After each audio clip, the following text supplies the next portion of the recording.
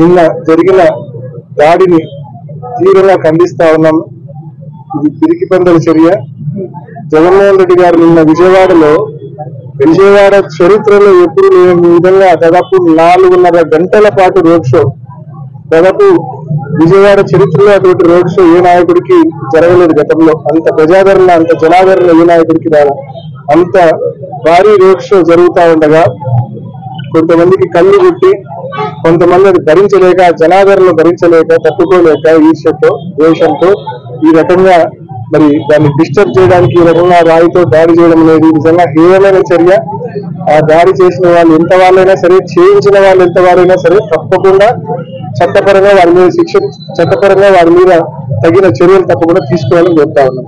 నిన్న జరిగిన దాడిని తీవ్రంగా ఖండిస్తా ఉన్నాం. ఇది పిరికి పందల చర్య.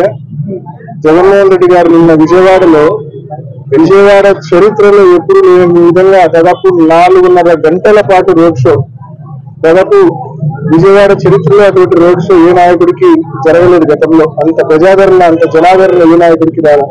అంత భారీ రోడ్ షో జరుగుతూ ఉండగా కొంతమందికి కళ్ళు గుట్టి, కొంతమంది అది భరించలేక, జనాదరణ భరించలేక, తట్టుకోలేక, ఈర్ష్యతో, ద్వేషంతో ఈ రకంగా మరి దాన్ని డిస్టర్బ్ చేయడానికి ఈ రకంగా రాయితో దాడి చేయడం అనేది నిజంగా హేయమైన చర్య. ఆ దాడి చేసిన వాళ్ళు ఎంత వాళ్ళైనా సరే, చేయించిన వాళ్ళు ఎంత వారైనా సరే తప్పకుండా చట్టపరంగా వారి మీద తగిన చర్యలు తప్పకుండా తీసుకోవాలని చెప్తా ఉన్నాం.